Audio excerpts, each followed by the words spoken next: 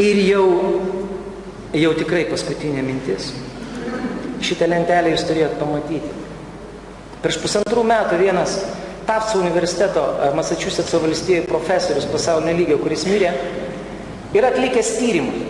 Žinot, kai 1905 Maksas Weberis parašė savo klasikinį veikalą Protestantiško etika ir kapitalizmo dvasia, kur išvedė formulę, kad kapitalizmą ir laisvą rinką pagimdė reformaciją, daugelis iš to galėjo pasijuokti. Praėjo 100 metų, daugelis autorių tyrinėjo. Štai labai rimtas vakarų kultūrologas ir religijos sociologas. Jisai paėmė 117 pasaulio valstybių, tas, kuriuose daugiau nei 50% gyventojų yra kažkokios vienos konfesijos nariai. Ir štai koks yra rezultatas. Skaičiai yra kalbantis aiškiau negu aiškiai. Laisvės indeksas, kuris nuo 2 iki 14 gali būti. Aukščiausias laisvės indeksas čia jau žemesnis, čia dar žemesnis. Pajamos vienam asmeniui pagal bendrą nacionalinį produktą. Ir korupcijos indeksas. Lietuva be abejo būtų šitoje 3 eilutėje. Tas pats Harrisonas vieną iš savo veikalų yra rašęs apie Amerikos mafiją, organizuotą nusikalstamumą. Viena iš išvadų labai įdomi, niekada taip nebuvo pagalvojęs. Amerikos istorijoje buvo visokiausių mafijų. Rusų, kiniečių, korėjiečių, kokios tik norit organizuotų nusikalstamų grupuotės. Visų religijų. Amerikos istorijoje nebuvo niekada ne vienos protestantiškos mafijinės grupuotės. Ir tai nėra atsitiktinumas. Jau nekalbant, mes neturėjom laiko pakalbėti, koks reformacijos santykis su mokslo raida ir paskatinimu.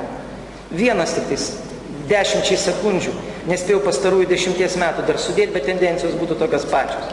77% visų Nobelio premijų istorijoje yra įteikti protestantiškų valstybių atstovams. Jeigu gilintis į kiekvieno Nobelio laureato asmeninį dar tikėjimą, jeigu įmanoma būtų tokius duomenis nustatyti, tie skaičiai būtų dar įdomesni. Na, žydai išskiriami į atskirą grafą, nes daugelio Nobelio premijos laureatų žydų jų yra įvairiose valstybėse. Taigi pabaigai paskutinis vaizdelis, kuris mano galva yra toks minorinis atsakymas, kodėl šiuolaikinėms neprotestantiškoms visuomenėms aš nežinau, ar yra šansas, žvelgiant ir į vakarietiškas valstybės, ar įmanoma perimti tokį dalyką kaip gerąją patirtį. Neperimus vertybių turbūt sunku perimti gerąją patirtį. Čia yra 17 amžiaus antros pusės garsiojo Rembrandto garsusis paveikslas Sūnaus Palaidūno sugrįžimas. Vienas vakarų autorius į klausimą, kodėl katalikiškos, stačiatikiškos valstybės ir šių laikų visuomenės gali tik žiūrėti su pavydu į protestantiškas ir negali to, ką reiškia, kaip periminėja, tai atrodo kaip Sūnus Palaidūnas, kuris pasiima reformacijos paveldą, juo naudojasi, ir žmogaus teisėmis, ir tolerancija, ir argumentacija, viską, ką atnešė reformacija, paima tą paveldą, bet visiškai pamiršta šaltinį, tą tėvą, paima vieną dieną ir gerai, kad jau naudojasi, bet dar baisiau, kai vieną dieną pareiškia tėvui, viso tėvę aš išeinu. Bet vis tiek istorija visuomet ateina ta diena, kai tas Sūnus Palaidūnas sugrįžta pas tėvą ir jis net negali pasakyti žodžio atleisk, jis ant tiek, jis gali tik pasakyti nesuvertas, esu visiškas nulis, minusas. Ir kas tada įvyksta? Tada įvyksta tikroji reformacija. Ir vienas iš paveikslo interpretatorių, vienas garsus menotyrininkas labai įdomiai sako, kodėl Sūnus Palaidūnas atsuktas į mūsų nugarą? Kokios tautybės žmogus bežiūrėtų? Todėl, kad už tos nugaros sėdime mes. Ir tarsi Rembrandtas sako, kiekvienas iš mūsų, kiekviena visuomenė turi tą šansą atsiklaupti ir sugrįžti prie šitų vertybių. Taigi reformacijai 500 reikalingas palinkėjimas. Palinkėjimas.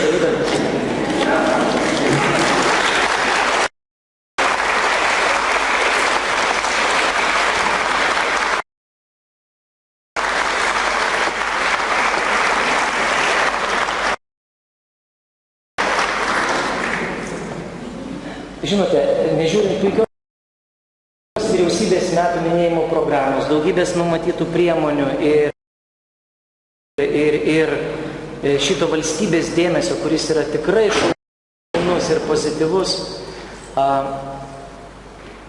Kas gali nutikti gero, ko aš tikiuosi iš tų reformacijos metų? Aš tikrai norėčiau, kad bet kokio tikėjimo žmogui šitie reformacijos metai Lietuvoje būtų kažkuo tai įsimintini, kažkuo vertingai naujų, kažkokie vertinga naujovė.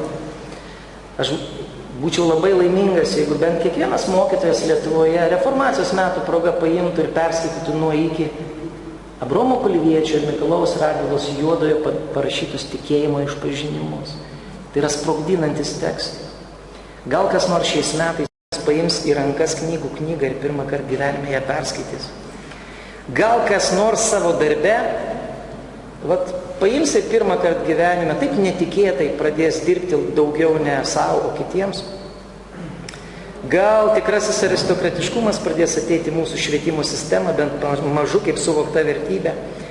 O gal tik tai kažkam tiesiog norėsis nukeliauti iki nedidelio miestelio Vokietijoje, Wittenbergo, pasivaikščioti tomis gatvelėmis, kuriamis vaikščiojo Stanislavas Rapalionis, Abromas Kulvietis, užeiti šitą bažnyčią, pastovėti prie Martino Liuterio kapo nedidelio antkapio, o išėjus centrinėje Wittenbergo aikštėje priešais rotušę, tiesiog stabtelti prie vieno paminklo ir perskaityti tokius žodžius, kurie, mano galva, yra labai paguodžiantis ir raminantis kiekvienam, ieškančiam tiesos, ieškančiam vertybių ir kurie žiaurūs ir baisus sekuliariam arba tiesiog religingam žmogui. Tie žodžiai yra tokie. Dievo darbas visada laimi, žmogaus darbas visada pralaimi. Martynas Liuteris. Begalinis ačiū už jūsų kantrybę.